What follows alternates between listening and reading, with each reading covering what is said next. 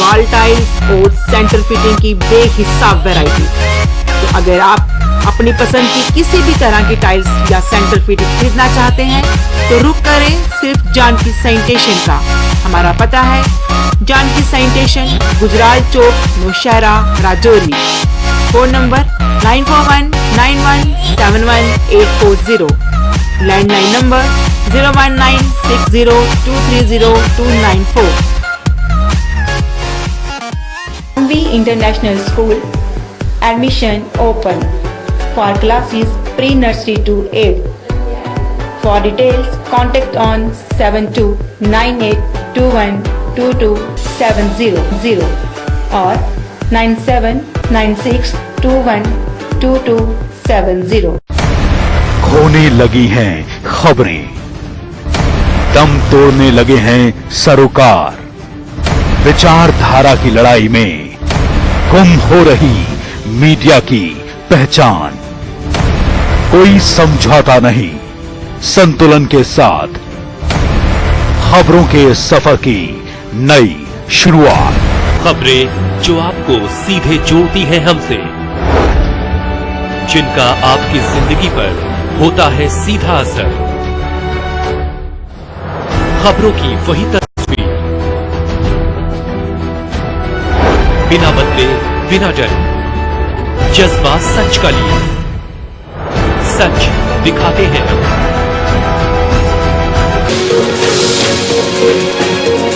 नमस्कार, अभी तक खबरों को लेकर मैं हूं आपके साथ रिचा चन्ना। इन खबरों को जानेंगे विस्तार से, लेकिन सबसे पहले नजर अभी तक की सुर्खियों पर।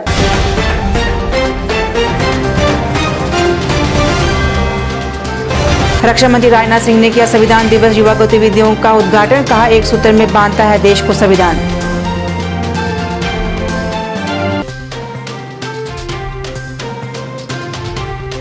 भारत जल्द देगा दुनिया को कोरोना वैक्सीन। नीति आयोग के सदस्य वीके पॉल ने कहा, जनवरी तक होगी तैयार।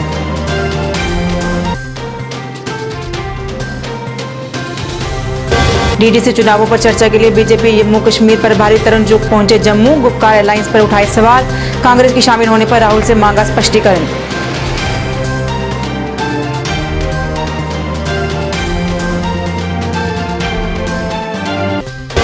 और बीजेपी नेता अनुराग ठाकुर ने कहा, जम्मू कश्मीर को विकास की ऊंचाइयों पर ले जाएंगे। कांग्रेस पर भी साधा निशाना।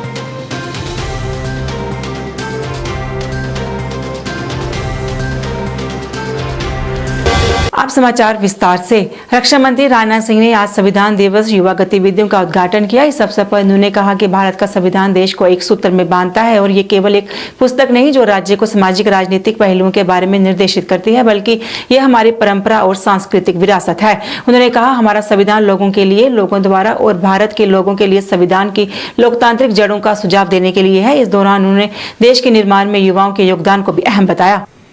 नए भारत के निर्माण में यह आवश्यक और बहुत ही एक महत्वपूर्ण कदम होगा।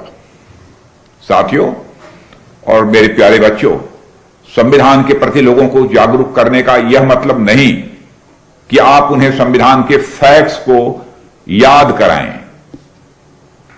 कि हमारे संविधान में इतने भाग हैं, इतने आर्टिकल हैं। इसकी भी जानकारी होनी चाहिए, इसमें कहीं दो राय नहीं।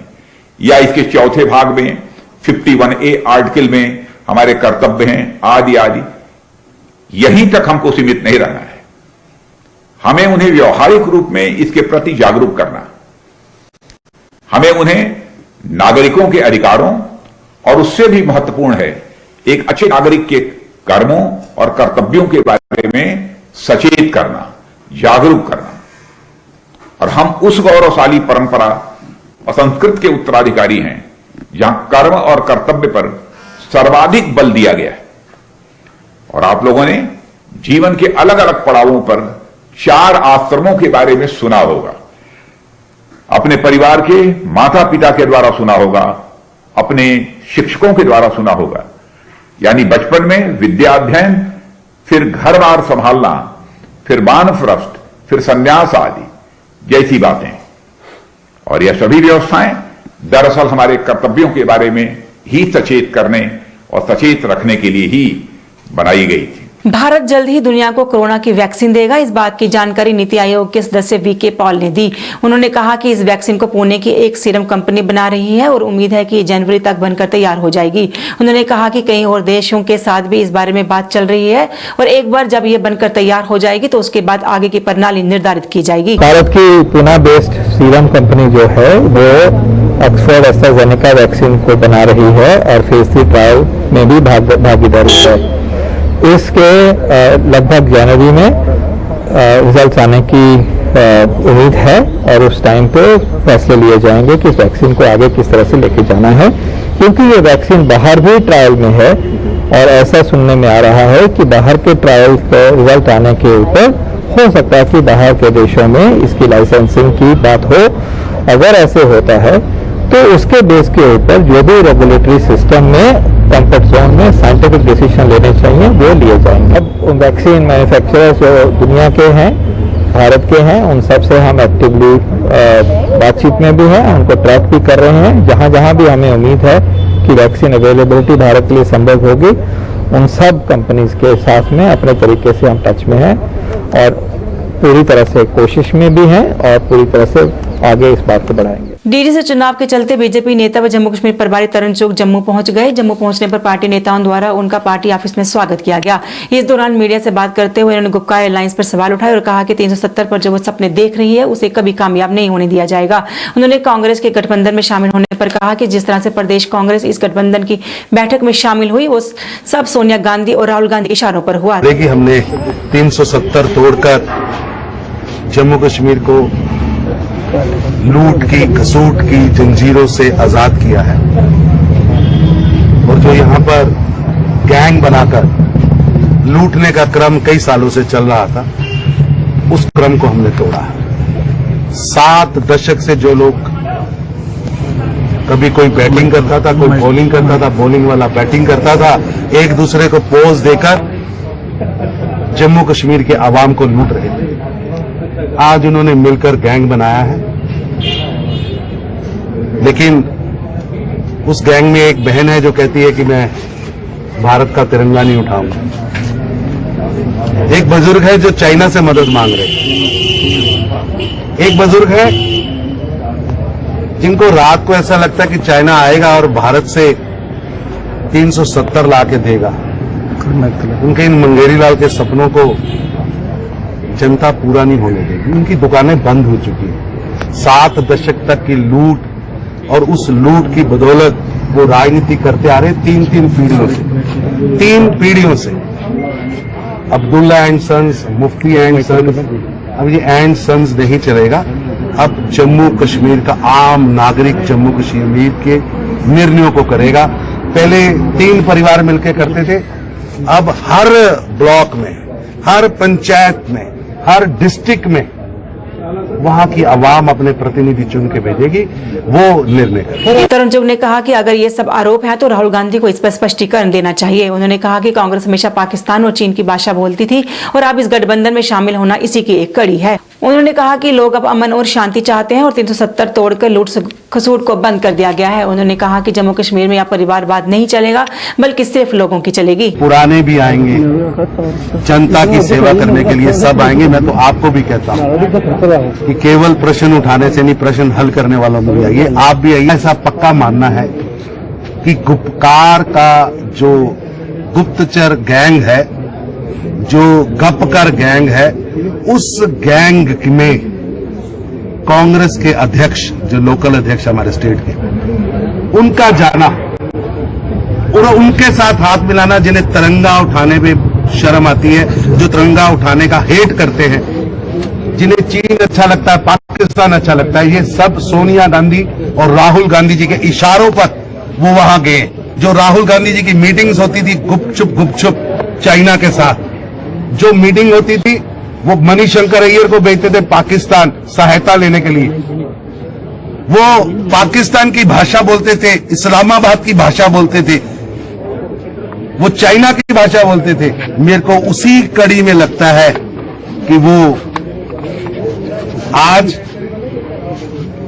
गुपचुप गैंग के साथ मिलकर उनकी सपोर्ट कर रहे हैं। अगर राहुल गांधी जी मैं आपसे प्रश्न कर रहा हूं, अपना स्टैंड स्पष्ट करिए।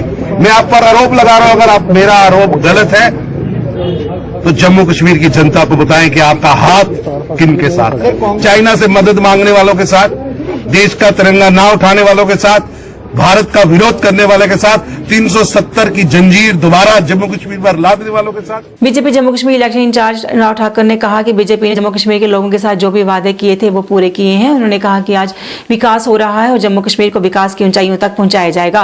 उन्होंने डीडीसी चुनावों पर कहा कि बीजेपी लोकतंत्र पर विश्वास रखती है। अनुराग ठाकर ने मीडिया से बात करते हुए गुपकार अलायंस और कांग्रेस पर निशाना साधा और कहा कि कांग्रेस का गठबंधन में शामिल होने पर उस पर प्रश्न चिन्ह उठता है। हमने देश में सरकार बनाई, देश के अन्य राज्यों में सरकारें बनाई, और हम जम्मू कश्मीर में भी जो हमने वायदे किए थे, हमने कांग्रेस की तरह झूठे वायदे नहीं किए।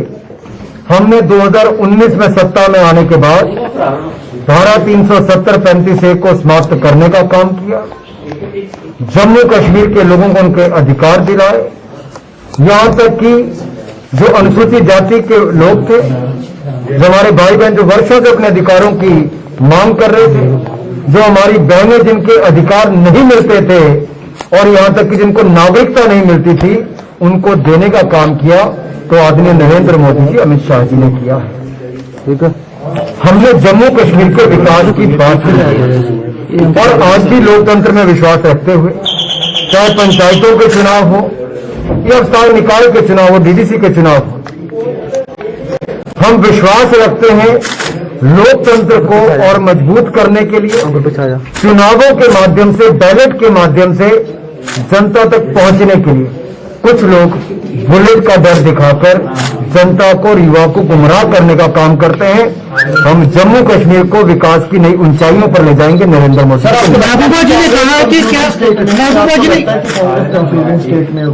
मैं सिर्फ इतना कहना चाहता हूं कि कांग्रेस को एक हार के बाद दूसरी हार मिल रही है और हार के बाद फिर हार और हैरान और परेशान कांग्रेस ये तय नहीं कर पा रही कि उसको करना क्या है।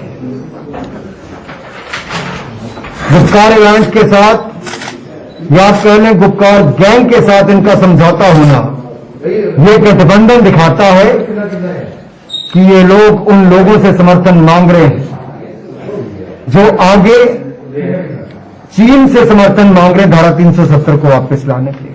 कोई पाकिस्तान की भाषा बोलता है, कोई तिरंगे का अपमान करने की बात करता है, उनके साथ कांग्रेस का दिखना ये बड़ा प्रश्न खड़ा करता है कि कांग्रेस पार्टी क्या उसकी विचारधारा भी इनकी तरह हो गई?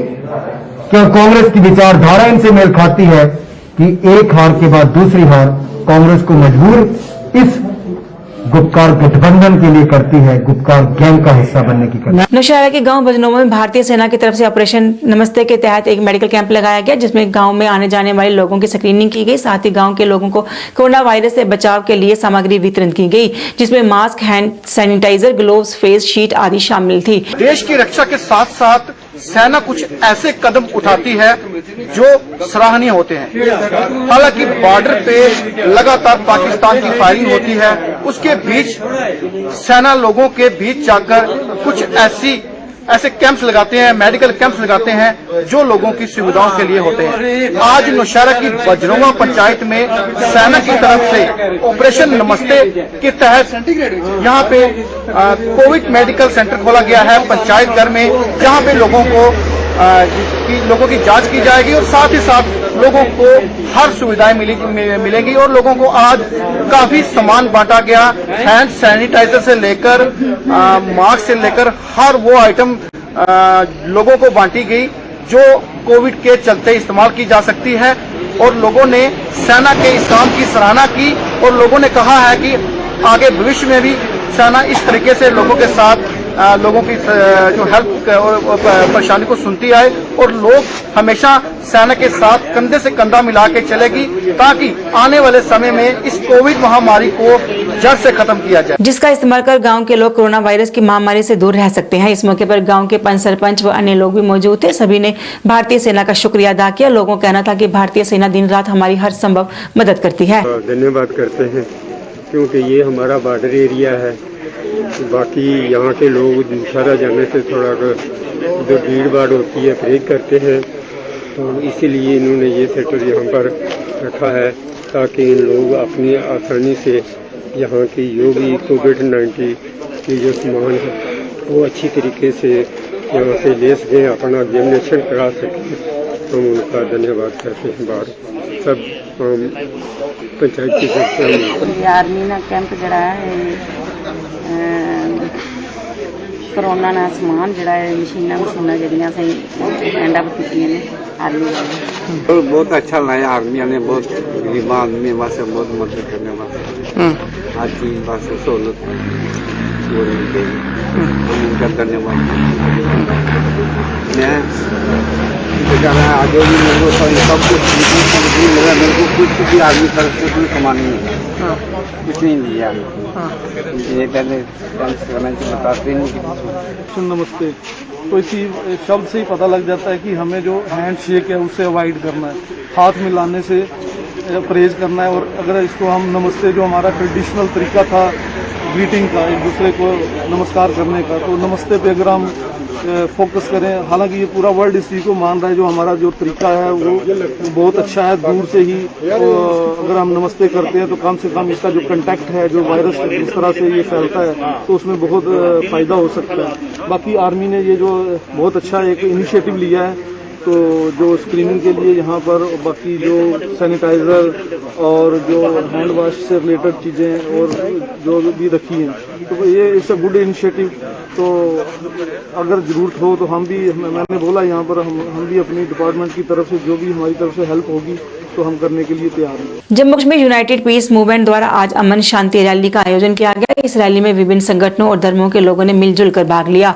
संगठन के सदस्यों का कहना था कि आज इस रैली का आयोजन सरकार की नीतियों का विरोध करने और आपसी भाईचारा दिखाने के लिए किया गया है। इस दौरान सरकार की नीतियों पर सवाल उठाए गए और संगठन के सदस्यों का कहना था कि सरकार ने धारा 370 को हटाकर जम्मू कश्मीर के लोगों के अधिकारों को छीन लिया है और अब जो भी कोई 370 की बात करता है उसे एंटी नेशनल करार दे दिया जाता है। उन्होंने इस दौरान गुपकार अलायंस का समर्थन किया और कहा कि इस पर जिस तरह से सवाल उठाए जा रहे हैं वो सही नहीं है। उन्होंने गुपकार अलायंस को गुपकार गैंग का नाम दिए जाने पर भी नाराजगी जताई। इंसानियत सब महान है, जंग परस्तो खबरदार, फिरका परस्तो खबरदार, फिरका परस्तो खबरदार, Jammu Kashmir United piece movement जिंदाबाद। पिछली मीटिंग में फैसला हुआ था कि एक यहाँ रैली की जाए अमन के लिए और इत्तेहाद के लिए और जम्मू कश्मीर की एकता के लिए। तो उसके सिलसिले में आज ये रैली हो रही है और इसमें बुनियादी तौर पर 2-3 मामलों पर है। इंडिया एक फेडरल स्टेट है।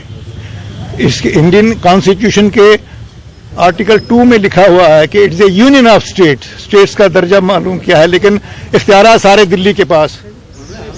बिहार कहता है हमको इख्तियारात दे दो, पंजाब कहता है हमको इख्तियारात दे दो, तमिलनाडु कहता है हमें इख्तियारात दे दो, लेकिन ये सारे दिल्ली के पास हैं। और इस हालत में जो जम्मू कश्मीर को 370 के तहत इख्तियारात मिले थे वो भी छीन लिए गए और आज कहते हैं कि 370 की बात करने वाले जो हैं वो एंटी नेशनल हैं। तो ये जब बना था उसमें डॉक्टर मुखर्जी, श्याम प्रसाद मुखर्जी भी थे जो जनसंघ के फाउंडर थे, क्या वो भी एंटी नेशनल थे? जवाहरलाल नेहरू थे, क्या वो एंटी नेशनल थे? सरदार वल्लभ भाई पटेल। ये कह देना एंटी नेशनल ये गाली है और ये एक किस्म का सियासी तौर पर सबसे कठोर शब्द है, लेकिन इसको बड़ी आसानी से इस्तेमाल किया जाता है अपने मुखालफों के खिलाफ। लेकिन ये नहीं बनाते कि 370 बनाने के लिए, कॉन्स्टिट्यूशन बनाने के जो कॉन्स्टिट्यूंट असेंबली के जो मेंबर थे वो एंटी नेशनल थे क्या जिन्होंने 370 दिया था? ऐसी हालत में मैं समझता हूँ कि चाहिए तो ये था कि सारी रियासतों को ज़्यादा इख्तियारात दिए जाते, लेकिन रियासतों के साथ छीने जाते हैं और मतलब यूनियन टेरिटरीज को स्टेट का दर्जा दिया जाता है। हिमाचल को दिया है, गोवा को दिया है, लेकिन यहाँ छीन लिया गया। यहाँ स्टेट के ये एक क्लास स्टेट थी महाराजा के वक्त में। और कहा कि लोग गुपकार गैंग से नहीं बल्कि उस गुजरात गैंग से छुटकारा चाहते हैं जो गुजरात में मौजूद है। रंग देने के बजाय और इसको किसी ये कह देना कि ये गैंग है या गुपकार गैंग है, कुछ भी है, लोग अगर हिंदुस्तान की हमायत करने के लिए लोग तैयार हैं, उनको धकेल रहे हो, तुम पाकिस्तानी बना रहे हो, उनको तुम अपने खिलाफ बना रहे हो। ऐसी हालत में मुझे लगता है कि ये जितनी कार्रवाइयाँ हो रही हैं ये सब एंटी नेशनल हैं जो गवर्नमेंट कर रही है। और इस हालत में किसी को गैंग कह देना, मैं कहता हूँ खुलेआम, मैंने दिल्ली में कहा, मैंने कहा कि भाई गुजरात गैंग से खलासी चाहते हैं हिंदुस्तान के लोग। आज इकोनॉमी पर कब्जा है गौतम अडानी का और अंबानीज का, अनिल का और मुकेश का, और ऐसी हालत में सियासत पर कब्जा है, गवर्नमेंट पर कब्जा है अमित शाह का और मोदी साहब का। तो ऐसी हालत में गुजरात गैंग से खलासी चाहता है हिंदुस्तान। लेकिन ये जो भी इनके खिलाफ बोले, ये जी टुकड़े टुकड़े गैंग हो गया, ये लव जिहाद गैंग हो गया, ये अब ये गुप्कार गैंग हो गया। तो गैंग अगर कोई है तो वो गुजरात गैंग है जिससे हिंदुस्तान को आज़ादी चाहिए, और उसके लिए तमाम लोगों को एजुकेट करना पड़ेगा। कल दिल्ली में पकड़े गए संदिग्ध आतंकियों के परिजनों ने पुलिस से गुहार लगाई है कि उनके बच्चों को छोड़ दिया जाए क्योंकि वो बेकसूर हैं। परिजनों का कहना था कि उनके बच्चे निर्दोष हैं और किसी भी तरह से किसी साजिश के तहत उन्हें फंसाने की कोशिश की गई है। उन्होंने कहा कि उनके बच्चे किसी संगठन में शामिल नहीं है। उन्होंने जल्द से जल्द उन्हें रिहा करने की मांग की। मेरा नाम है राज मोहम्मद पठान, ये मेरा भांजा है और 11-12 को इसकी शादी थी। 6 बहनों का एक भाई है और बड़ा शरीफ अच्छा लड़का है, पढ़ने के लिए पढ़ा भी है, कुरान शरीफ पढ़ाने के लिए हाफिज बनने वाला है। अब 11-12 को शादी थी, मेरे इधर कई कपड़े कोई खरीदे, कोई इसको, इसने बोला नहीं मैं वहां से लाऊंगा। अब एक ही घर में है, बहनों की खुशी भी हमारी भी खुशी यही थी। यहाँ कोरोना था, कोरोना की वजह से कोई काम काज नहीं है, मुलाजम के पास अगर पैसे हैं तो सिविल के पास है नहीं है ये कि फिर इसने बोला मैं वहां जाऊंगा किसी दोस्त के साथ। हमें कोई ये पता नहीं है कि दोस्त ने साजिश की या किसी ने की, मगर इसमें ऐसा कोई कसूर नहीं कि जैसा हमने खबर सुनी या कि हम दिलबार साहब को और बाकी यहाँ डिस्ट्रिक्ट मजिस्ट्रेट साहब को, यहाँ एसपी साहब को और पूरे जम्मू एंड कश्मीर की पुलिस को कहते हैं, सवाल हमारा कि इसको खुदा के लिए करके हरा करें कि हमारे बच्चे की कोई कसूर नहीं है। 6 बहनों का भाई है, बहन मेरी मार जाएगी, वो हार्ट पेशेंट है और पूरे यहाँ पर इनार से लेकर पूरे कुपाड़ा तक पूछे जाएंगे कि ये उस किस्म का बच्चा नहीं है, बहुत शरीफ बच्चा। अगर इसको इधर से कोई 100 बार भी कुछ बात बोलेगा उधर से एक बात करेगा, इतना ना बात करने वाला ना कुछ। हमारी इतनी रिक्वेस्ट और खासकर मीडिया वाले भी और जो सुनने वाले भी हैं और जो हमारी इधर आए उनके आगे भी हमारी ये रिक्वेस्ट है कि इस बात को आगे तक पहुंचाएं और खुदा के लिए हमारे बच्चे को वापस करें। साजिश नहीं, कुछ नहीं है, किसी ने फंसा दिया इसको। जम्मू कश्मीर पुलिस से हम अपील कर रहे हैं, हमारे भाई को वापस भेजिए, इसको वापस कश्मीर भेज दीजिए। मेरी माँ बहुत हार्ट पेशेंट है, मर जाएगी। वीडियो के साथ ज्यादती हो रही है, यहाँ पर बिल्कुल ज्यादती कर रहे हैं हमारे साथ। एक सर्विसमैनों के बच्चों के साथ ज्यादा करिए, बिल्कुल मुफलस करके इनको बरगला कर पता नहीं दवाई लगाई क्या लगाई, बेहोश किया, क्या किया उसको ले गए वहाँ से। अभी वो एक कमीज पजामे में यहाँ से गया था, उसी कमीज पजामे में कल मैंने सोशल मीडिया में देखा उसको। तो इसलिए ज्यादा है बहुत ज्यादा। अगर होता वो 50, 30, 40 साल का बच्चा तो मैं बोलता चलो ठीक है गुनाह। ये 20 साल का बच्चा, छोटा बच्चा, इसमें क्या गुनाह हो सकता है। आप चाहते हैं जल्द से जल्द? ये मैं ये चाहता हूँ, मैं अपील करना चाहता हूँ कि जल्द से जल्द उसको घर वापस भेजा जाए और रिहा। डिगियाना में सड़क की खराब हालत के चलते वहां के दुकानदार परेशान है। इसे लेकर उन्होंने प्रदर्शन किया और कहा कि कई बार इसे लेकर प्रदर्शन किया गया, जिसके बाद यहाँ मरम्मत का काम शुरू हुआ लेकिन सिर्फ कच्ची पैचिंग की गई। उनका कहना है कि सड़क टूटी हुई है और जरा सी बारिश से यहाँ पानी भर जाता है और यहाँ से आने जाने में काफी परेशानी पेश आती है। उन्होंने प्रदर्शन के दौरान पीडब्ल्यूडी पर भी लापरवाही का आरोप लगाया। क्या चाहिए? पक्की सड़क। हमें क्या चाहिए? पक्की सड़क। हमें क्या चाहिए? पक्की सड़क। पीडब्ल्यूडी डिपार्टमेंट, हाय हाय। पीडब्ल्यूडी डिपार्टमेंट, हाय हाय। पीडब्ल्यूडी डिपार्टमेंट, हाय हाय। पीडब्ल्यूडी डिपार्टमेंट, हाय हाय। हमें क्या चाहिए? पक्की सड़क। हमें क्या चाहिए? पक्की सड़क। डिगियाने रानी तालाब का एक जो बड़ा 1.5 किलोमीटर का स्ट्रेचर रोड का, ये पिछले 1.5 वर्षों पहले भी यहीं के लोगों ने, यहीं के दुकानदारों ने ये मुद्दा उठाया था कि यहाँ पे आप जिस प्रकार से रोड की हालत देख सकते हैं, 1.5 वर्ष पहले भी ये रोड की हालत ऐसी थी। उस समय लोगों के द्वारा गुहार लगाई गई सरकार के पास कि हम लोगों की यहाँ पे एक पक्की सड़क का निर्माण किया जाए, लेकिन सरकार ने उस समय भी अपने एक हम कहेंगे लापरवाही का संकेत दिया और सिर्फ पैचिंग पैचिंग करके यहाँ पे, जो कच्ची पैचिंग करके यहाँ पर गए और नतीजा स्वरूप आज ये देखने को मिल रहा है कि एक बारिश हुई है अभी तक सिर्फ, और एक बारिश में पूरी रोड उखड़ गई है बाहर। हम पीडब्ल्यूडी डिपार्टमेंट के जितने भी आला अफसरान हैं उनसे ये पूछना चाहते हैं कि जब आप ये सड़क का निर्माण कर रहे होते हैं उस समय क्या यहाँ पर चेक्स एंड बैलेंसेस करने वाला कोई नहीं होता?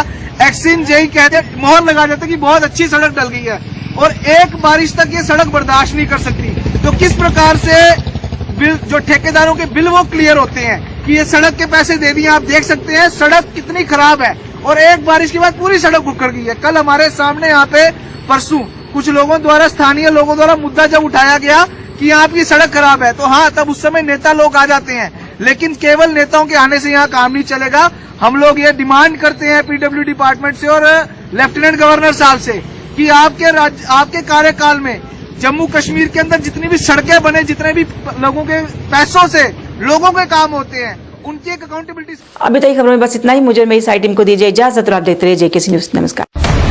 खोने लगी हैं खबरें, दम